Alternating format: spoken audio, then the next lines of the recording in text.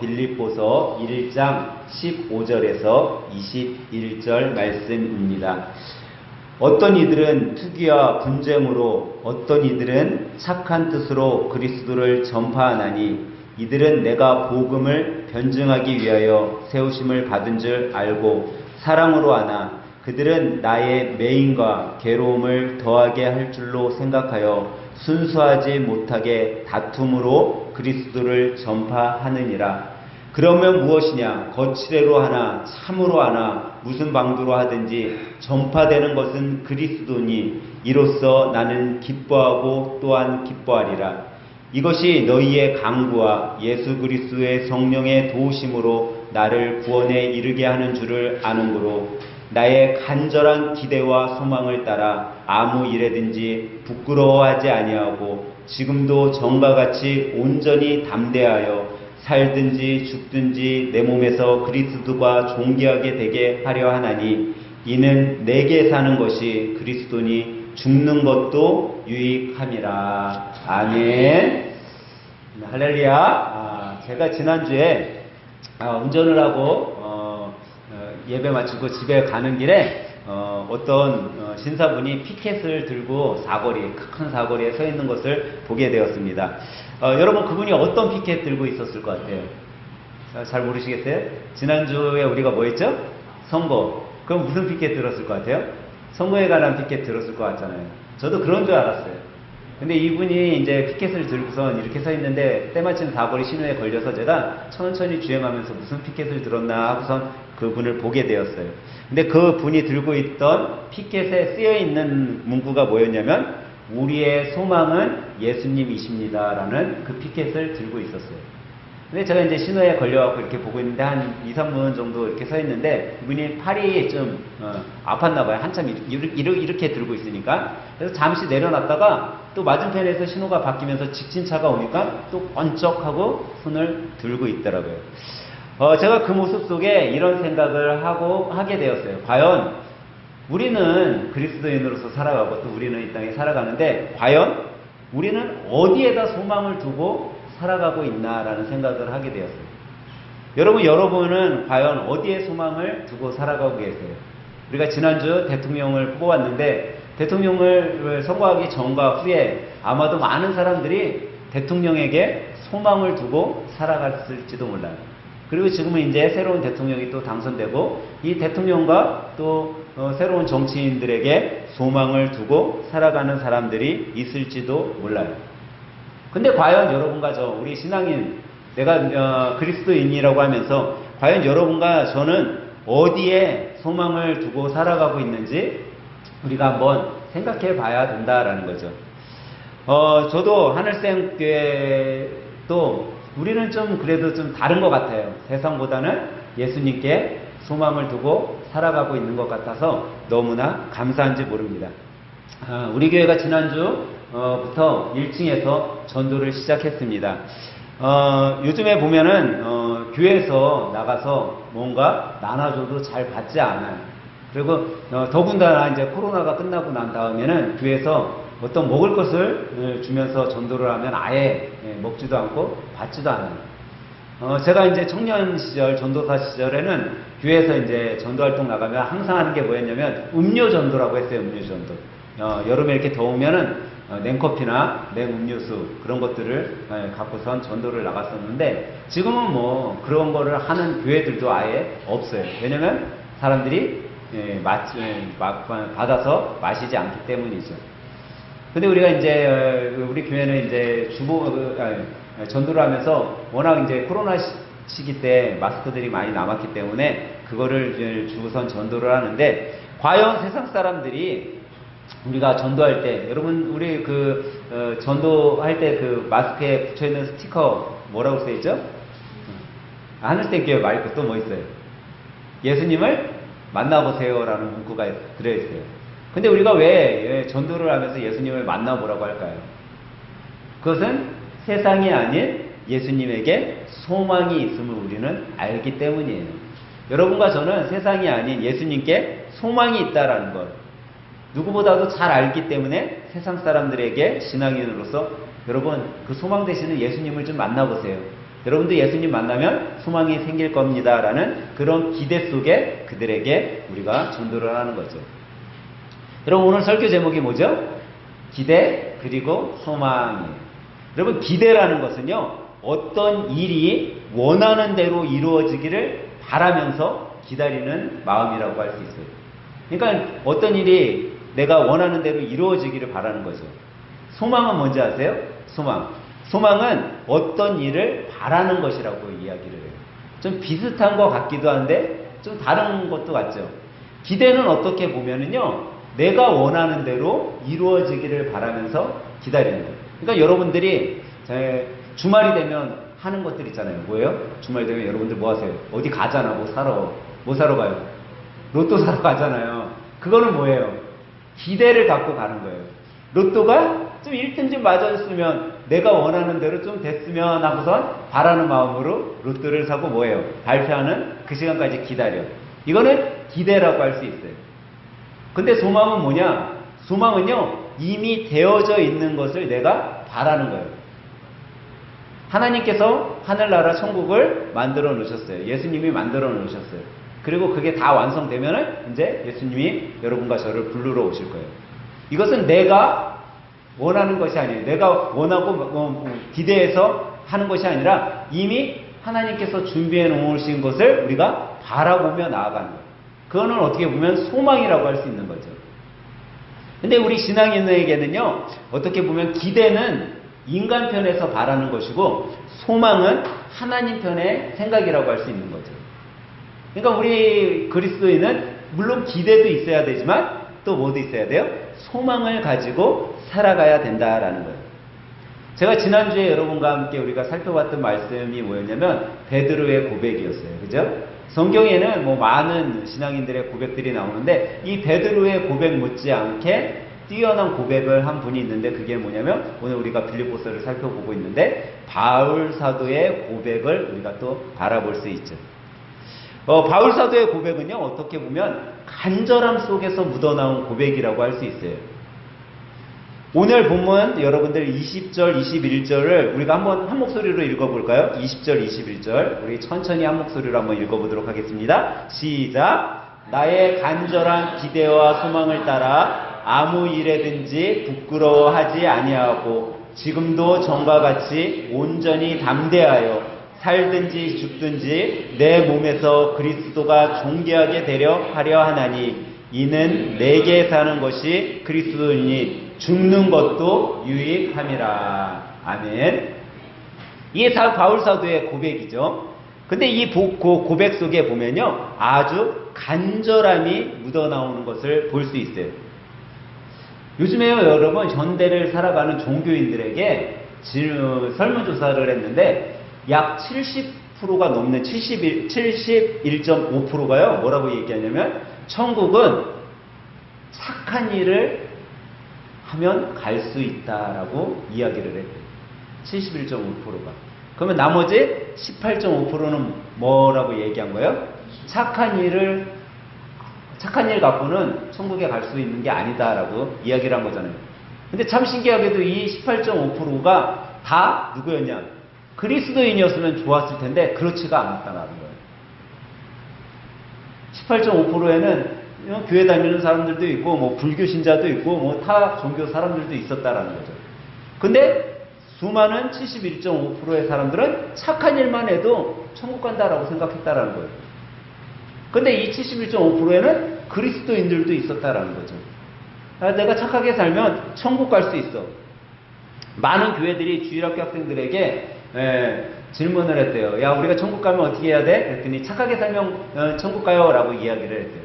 근데 여러분 우리 주일학교 학생들이 우리 교회도 물론 주일학교 때 예배 시간에 가르치지만 우리 주일학교 애들에게 뭐를 가르친지 아세요? 천국은 어떻게 갈 수 있다? 예수님을 믿어야 갈 수 있다라고 가르쳐요. 많은 주일학교에서 다 이렇게 가르쳐요. 예수님을 믿어야지만 천국 갈 수 있어 라고 가르치고 있는데 우리 아이들은 그렇게 대답하지 못하고 있다라는 거죠. 그러니까 지식적으로는 말과 지식으로는 예수를 믿어 천국 간다라는 건 알고 있는데 정말 마음속에 믿겨지는 건 그렇게 믿겨지지 않는다라는 거예요. 착하게 살아야지 천국 가야지. 물론 여러분 그리스도인으로서 착하게 살아야 되는 건 당연한 거예요. 근데 옳고 그름을 우리가 잘 알고 있어야 된다는 거죠. 옳은 것은 예수님을 믿어서 가는 거예요. 예수님 믿지 않고서는 천국에 갈 수 없어요. 아무리 착한 일을 한다고 해서 여러분 천국 가냐? 그렇지 않아요. 여러분 세상에 착한 일 많이 하는 사람 너무나도 많아요. 예수님 믿지 않지만 어려운 사람들에게 자기 전 재산을 기부하는 사람들도 있어요. 매일매일 나가서 사회 봉사활동을 하는 사람들도 있어요. 근데 그 사람들 착한 일로 행실로 따르면 어디 가야 돼요? 천국 가야 되잖아요. 근데 그렇지 못하다라는 거예요. 천국은 어떤 선한 행실, 선한 행위로 가는 것이 아니라 예수님을 믿어야지만 갈 수 있어요. 바울 사도가 쓴 로마서 3장 23절 24절은요 이렇게 말씀하고 있어요. 모든 사람이 죄를 범하였음에 하나님의 영광에 이르지 못하더니 그리스도 예수 안에 있는 구속으로 말미암아 하나님의 은혜로 값없이 의롭다 하심을 얻은 자가 되었느니라 라고 말씀하고 있어요. 이 말씀이 뭐냐면요, 세상에 어떤 사람도요 죄를 범하지 않을 사람은 없다라는 거예요. 아무리 자기가 선한 일을 많이 한다라고 할지라도 그 사람이 죄를 범할 밖에 없어요. 그러니까 죄인이라는 거죠. 근데 이 죄인인 사람이 자기의 의로, 자기의 선한 행위로 말미암아 자기가 의인이 될 수 없다라는 거예요. 구속함을 받을 수 없다라는 거죠. 단 하나 내가 의인이 될 수 있고 구속함을 받을 수 있는 것은 예수 안에서 될 수 있다라는 거죠. 그래서 그 예수 안에서 내가 구속함을 받아야지만 그 구속함을 받는 것은 선한 행위, 내가 착한 일을 해서가 아니라 하나님의 은혜로 내가 구속함을 받고 의인으로서 영원 복락, 영생을 얻고 구원받을 수 있다라는 말씀을 우리들에게 깨닫게 해주는 거예요. 다시 말해서 죄의 문제는 여러분과 제가 스스로 해결할 수 있다라는 거예요, 없다는 거예요? 없다라는 거예요. 죄의 문제는 유일하게 예수님만이 해결해 줄 수 있다는 거죠. 그러니까 예수님을 믿어야지만 예수님의 은혜로 우리가 구원받고 가는 거예요. 근데 수많은 70%가 넘는 사람들이, 그 중에는 예수님을 믿는 사람들도 있고 안 믿는 사람들도 있겠지만 그 많은 사람들이 천국은 착한 행실로 간다라는 거예요. 아니, 만약에 99%나 되는 사람들이 천국은 착한 행실로 갑니다라고 말한다 할지라도 여러분과 저는요, 아닙니다. 그건 천국은 예수님을 믿어야지만 갈 수 있습니다 라고 우리는 얘기할 수 있어야 돼요. 왜? 그게 옳은 거기 때문이에요. 90%가 9%가 다 아니라고 한다 할지라도 정말 이것만큼은 옳은 거다라고 우리가 믿어지고 그것을 향해 살아가고 소망을 갖고 살아가는 사람들이라면 우리는 1% 선에서 그거에 대해서 반대할 수 있어야 된다라는 거예요. 다른 사람들이 보이기에는 선한 일이 구원을 받는 길이라 할지라도 오직 예수님 앞에서 우리가 섰을 때는요, 그 선한 일로 인해 우리가 천국에 가는 것이 아니라 우리가 의인 되었을 때 가는 거예요. 의인은 뭐로 갈 수 있다고요? 예수님을 믿을 때만. 오늘 본문 20절에 사도 바울은요, 그래서 우리들이 선한 삶이 아닌 의인으로서 살아가기를 우리들에게 깨닫게 해주면서 말씀하고 있어요. 여러분과 제가 의인으로서 살아가기 위해 사도 바울은요 20절에 이렇게 말씀하고 있어요. 나의 간절한 기대와 소망을 따라 아무 일에든지 부끄러워하지 아니하고 라고 얘기하고 있어요. 우리의 삶이 어떤 삶이 돼야 된다고요? 부끄럽지 않은 삶이 돼야 된다라는 거예요. 여러분과 제가 부끄럽지 않은 삶을 살아가기 위해서 노력해야 되는 것이 있어요. 그것은요 매일매일 여러분과 제가 기도해야 돼요. 우리는 죄인이기 때문에요 매일매일 생각으로, 입술로, 행동으로 죄를 지을 수밖에 없어요. 근데 그 죄를 짓지 않기 위해 노력을 해야 되는데 노력할 수 있는 가장 좋은 방법이 뭐냐면 기도라는 거죠. 기도하면서 살아갈 때 우리가 부끄럽지 않은 삶을 살아갈 수 있다라는 거예요. 여러분, 우리가 지난주에 대통령을 뽑았어요. 그리고 이 대통령이 정말 잘 국정을 이루어가기를 우리가 소망하고 있어요. 근데 이 대통령으로 선출된 사람, 정말 위대한 사람 같지만 이 사람도 죄인이에요, 아니에요? 죄인이라는 거예요. 죄를 안 지을 수 없다라는 거죠. 모든 사람은 죄를 지을 수밖에 없어요. 단 한 사람도 선한 사람은 없어요. 근데 우리가 그런 사람이 대통령이 되었다 할지라도 우리는 뭐 해야 돼요? 기도해 주는 거예요, 그 사람이. 국민을 두려워하고 하나님을 두려워하고 정말 이 국정을 이 어려운 시기를 잘 이끌어갈 수 있는 대통령이 되게 해달라고 기도해야 되는 거예요. 또 내 자신을 위해 하나님 내가 죄짓지 않고 거짓되지 않게 살아가게 우리는 기도해야 되는 거죠. 여러분 사람은 죄인이니까 실수할 수 있어요, 없어요? 있어요. 잘못할 수 있어요. 근데 어떤 사람이 문제냐? 자기가 죄를 짓고 잘못을 했는데도 뉘우치지 못하는, 회개하지 않는 사람은 잘못된 사람이에요. 근데 그가 자기의 실수를 알고 회개하는 사람이라면 우리는 그를 용서할 줄 알아요. 여러분 왜 청문회 하면은 사람들이 막 쌍욕도 하고 얼굴이 시뻘게 지고 고소망가를 지어요? 자기의 잘못을 뉘우치지 않기 때문이에요. 다 증거가 나왔는데도 나는 아니다라고 우겨대기 때문이죠. 근데 여러분 가정에서 한번 생각해 보세요. 우리 아이들 우리 한 초등학생만 돼도요, 엄마가 얘 잘못한 거 엄마 아빠는 알아요, 몰라요? 알아요. 아무리 아이들이요 정말 기가 막히게 속인다 할지라도 엄마 아빠는 다 알고 있어. 그런데도 어떤 자식은요 속여. 어떤 자식은 자기의 잘못을 뉘우치고 용서를 구해요. 그럼 여러분들이 부모의 입장에서 어떤 생각이 드세요? 뉘우친 애를 용서해 줄까요? 속이는 애를 용서해 줄까요? 때로는 여러분 안 뉘우친 애를 넘어가 줄 때도 있어, 부모로서. 이거는 한번 넘어가 주자. 근데 그거 몰라서 넘어가는 건 아니에요. 알고 있지만. 근데 우리 애가 자기의 잘못을요 용서하고 엄마 내가 이런 잘못했는데 다시는 이러지 않을게요. 그럴 때는 이 자식이 더 사랑스럽고 더 좋은 거야. 왜? 내 자식이 잘못을 회개할 줄 아는 것, 용서를 구할 줄 아는 거를 얘가 깨달았구나 하는 그 느낌이 나한테 더 오니까요. 똑같은 거예요, 여러분. 우리가 어떤 일을 잘못했을 때 그 잘못을 뉘우칠 줄 아는 자가 되면요, 용서를 구할 줄 아는 사람이 되면 더 훌륭한 사람이 될 수 있는 거예요. 바울 사도 여러분 얼마나 신실한 사람이에요. 근데 이 바울 사도는요 자기 자신을 어떻게 표현하냐면 이렇게 표현해요. 나는 공고한 사람이라. 자기는 공고하다. 이 공고함 속에는요 외로움도 있을 수 있어요. 고독함도 있을 수 있어요. 그렇게 표현하면서 그가 죄에 대해서는 자기는 어떤 사람이냐라고 이야기하면 나는 죄인 중에 괴수다라는 표현을 해요. 여러분 많은 사람들이 죄인일 수 있어요. 근데 그 죄인 중에 자기는 최고의 죄인이라고 얘기하고 있는 거예요. 나는 너무 심한 죄인입니다. 나는 고개도 못 쓸 죄를 가득한 사람입니다 라고 자기가 고백하고 있는 거죠. 여러분 우리는요 우리의 힘으로 이 죄에 대해서는요 어떻게 해결할 수 없어요.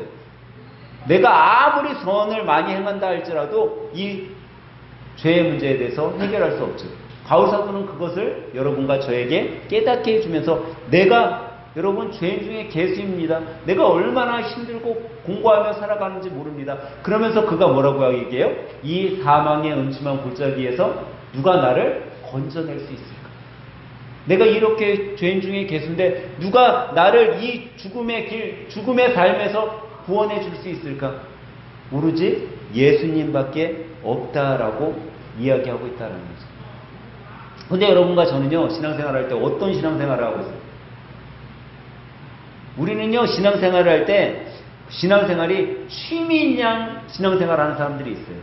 내가 시간이 되면은 주일에 교회 가서 예배 드리고, 내가 시간이 많을 때는 교회 가서 헌신도 하고, 내가 물질이 많을 때에는 헌금도 어떻게 보면 세상적인 말로는 펑펑 쓰고. 우리는 그렇게 신앙생활하고 있지는 않나 한번 내 자신을 돌아봐야 된다라는 거예요. 근데 여러분 신앙생활은요 사후가 있어야 돼요. 무엇이 더 중요한지, 무엇이 더 선이 돼야 되는지를 알아야 된다라는 거죠. 그럼 한번 생각해 보세요. 내가 종종 이렇게 생각할 수 있어요. 내가 무언가 있어야지 내가 교회 생활할 수 있다, 신앙생활할 수 있다, 내가 뭔가 가진 게 있어야지 또 헌금도 하고, 이렇게 내가 생각하면서 신앙생활하고 있지 않나 한번 생각해 봐야 된다는 거예요. 근데 여러분 내가 뭔가 갖고 있어서 내가 시간이 많아서 신앙생활하는 게 아니에요, 여러분. 여러분 무언가 많이 내가 가질 수 있다라는 거, 아니면 내가 시간이 많아질 수 있는 거는 어떨 때 생길 것 같아요, 여러분? 여러분이 뭐 정말 장사를 해서 수입이 많아졌어요. 어떨 때 여러분들이 장사를 해서 수입이 많아질까요? 내가 건강 하나만 건강해야지 그것도 벌 수 있는 거예요. 그죠? 내가 여가 시간이 많아졌어요. 내가 뭐 물질이 많아지니까 여가 시간이 많아졌어. 근데 그 여가 시간 많아진 것도 어떨 때 내가 돼야 되냐라는 거죠. 내가 건강하고 뭔가 힘이 있고 내가 지혜가 있고 내가 뭔가 사업을 크게 만들 수 있는 그런 것들이 영향이 있을 때 그게 되는 거예요. 근데 그거 하나 하나님께서 나에게 뺏어가면 다 무너지는 거예요. 다. 근데 우리는 그렇게 생각하지 않는다라는 거죠. 하나님이 나에게 건강을 주셨기 때문에 내가 있는 거고 나에게 여가 시간을 주셨기 때문에 내가 시간이 생기는 거고 내 주위에 좋은 사람들을 붙여줬기 때문에 내가 그들과 즐겁게 행복하게 지낼 수 있는데 그것을 뒤로 한 채 내가 뭔가 있기 때문에 이것이 유지할 수 있다라고 생각을 한다라는 거예요.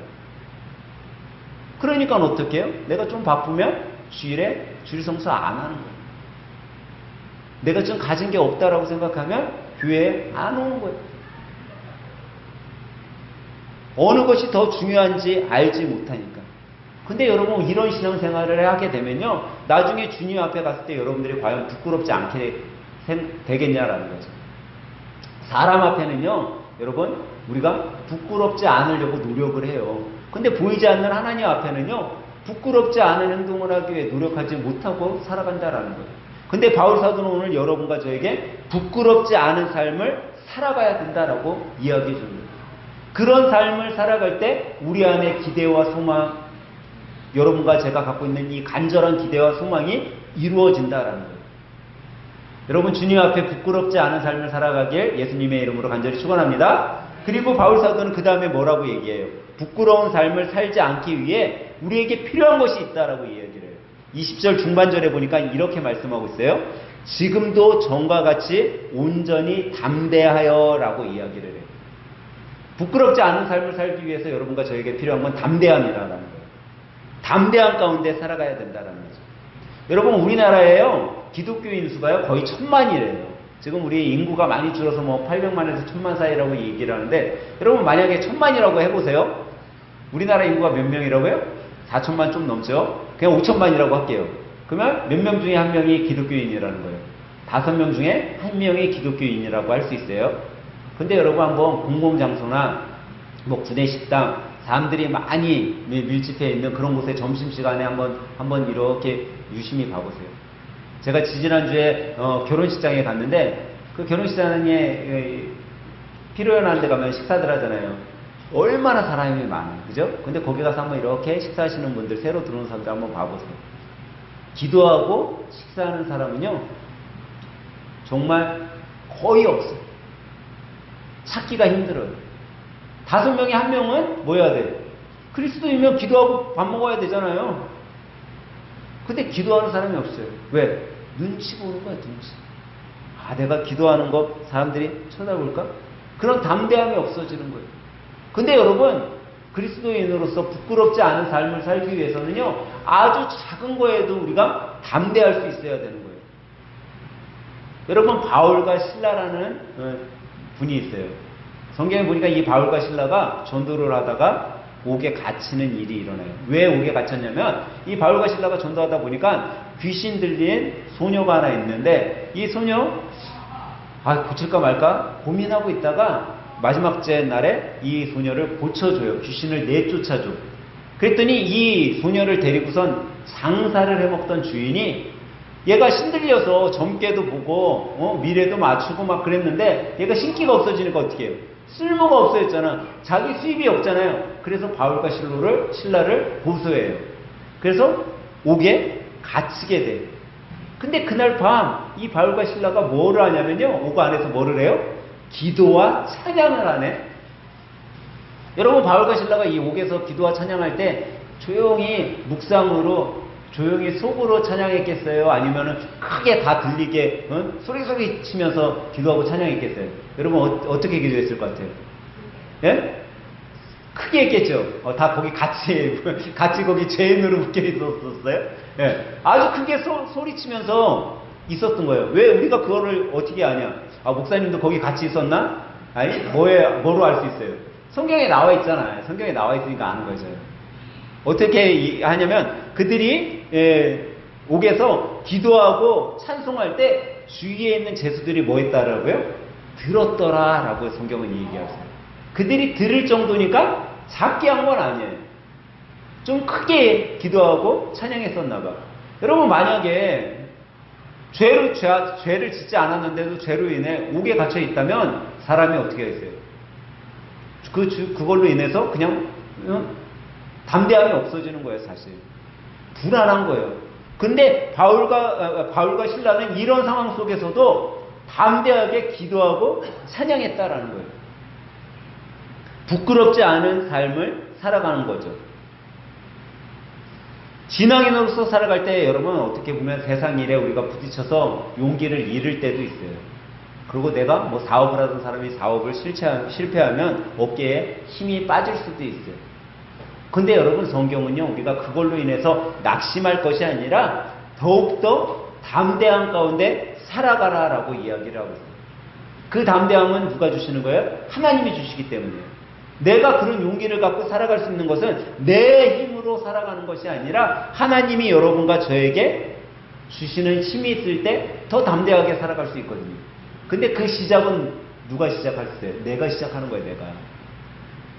여러분, 수많은 사람들 앞에서 기도하고선 밥 먹는 거 내가 시작할 수 있는 거예요, 내가.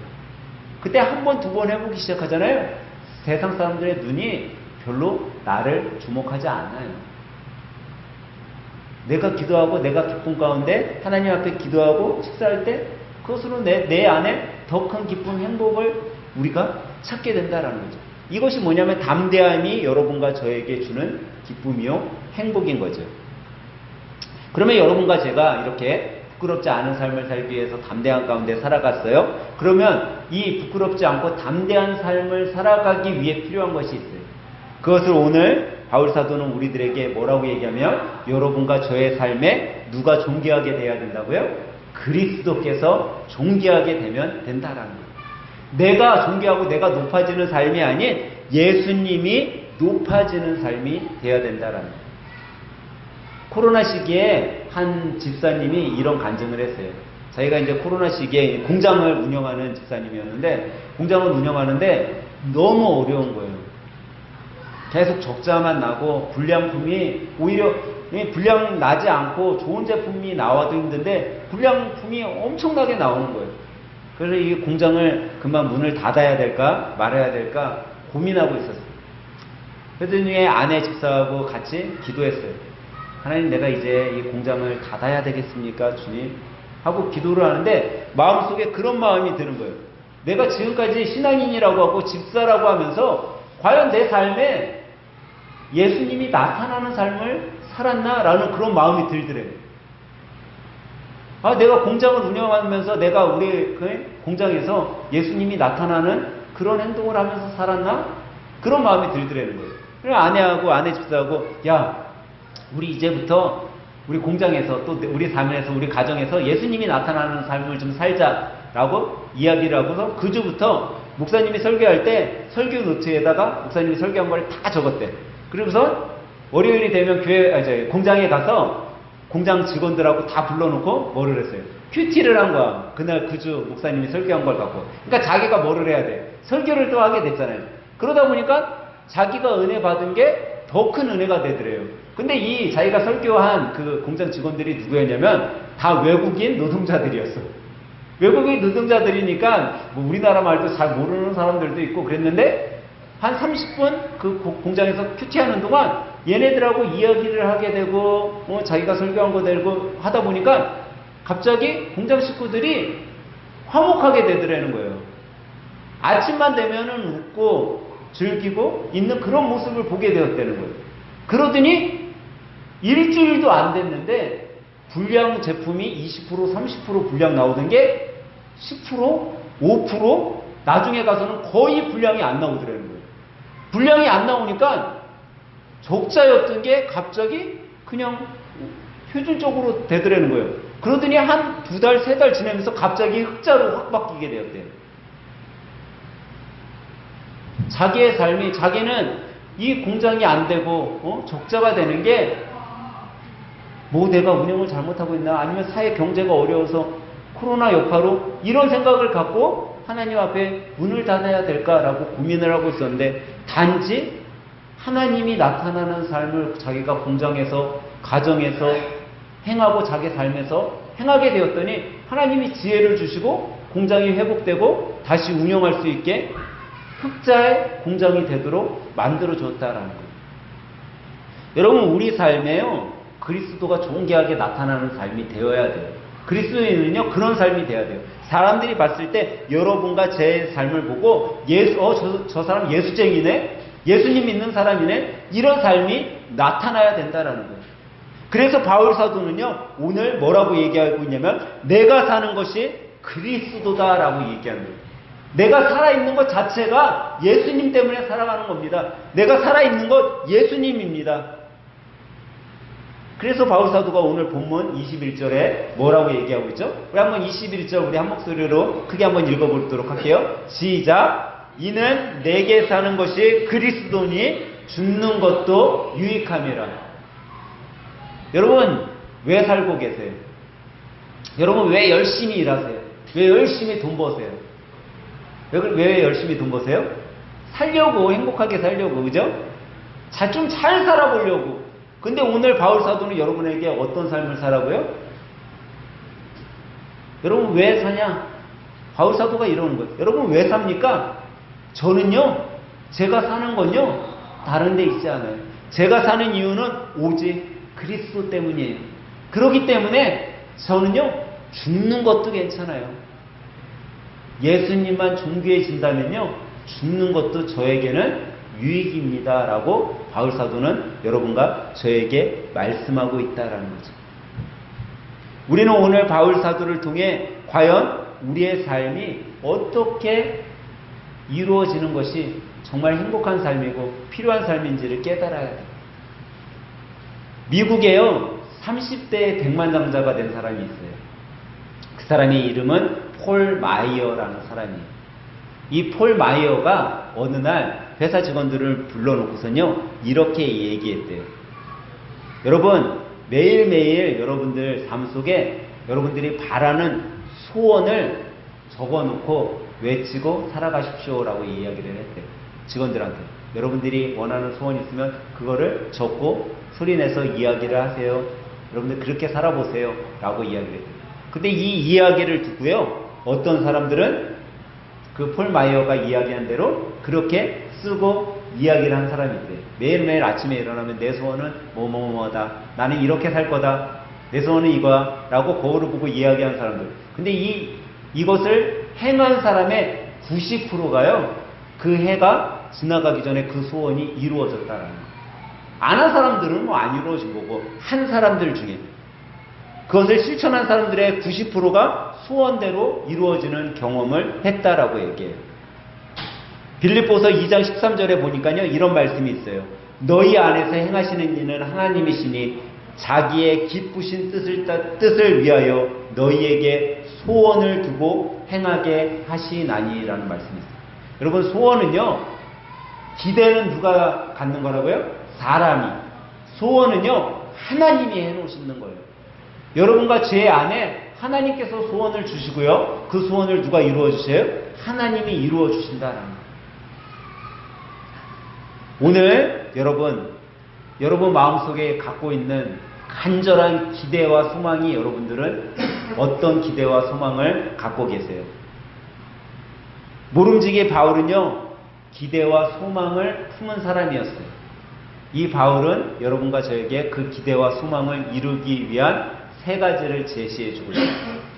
하나는 부끄럽지 않은 삶을 살아가도록 노력하세요라는 거예요. 그리고 그 부끄럽지 않은 삶을 살기 위해 필요한 것은 담대함입니다 라고 가르쳐 줬어요.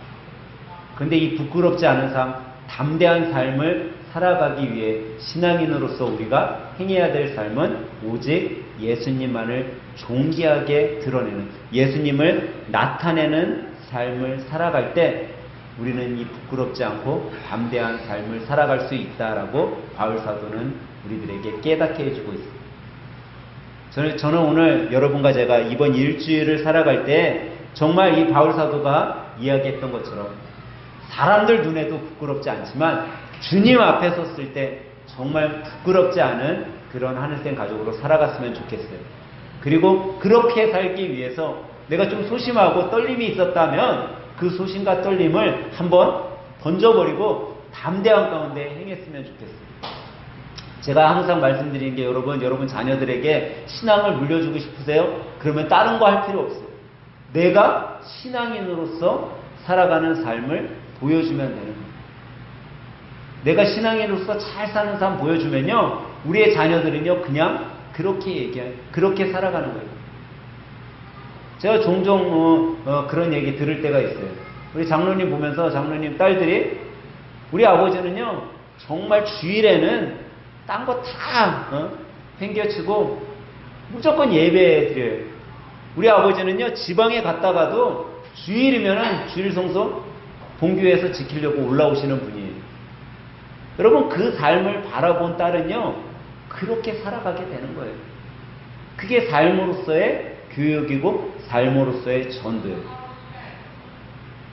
여러분 이런 이야기 들어봤을 거예요. 술주정이 아빠 그 폭력 아래서 자랐던 자녀는요 딱 두 가지로 바뀐대요.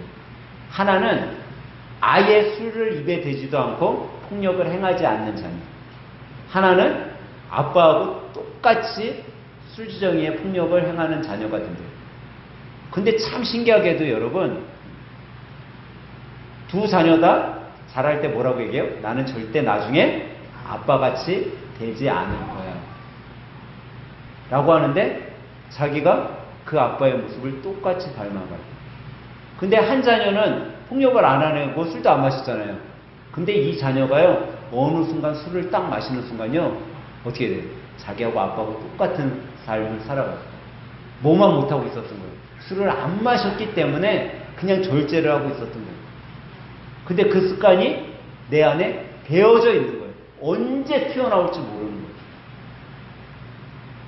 여러분 우리의 자녀를 여러분들의 삶으로 가르칠 수 있는 그런 믿음의 부모님들이 되시길 주님의 이름으로 축원합니다. 이번 한 주 살아갈 때 오늘 바울 사도가 여러분과 저에게 깨닫게 해준 이 말씀대로 정말 우리 삶에 오직 예수님만을 존귀하게 하고 예수님을 나타내는 그런 하늘생 가족들이 다 되시길 주님의 이름으로 간절히 축원합니다.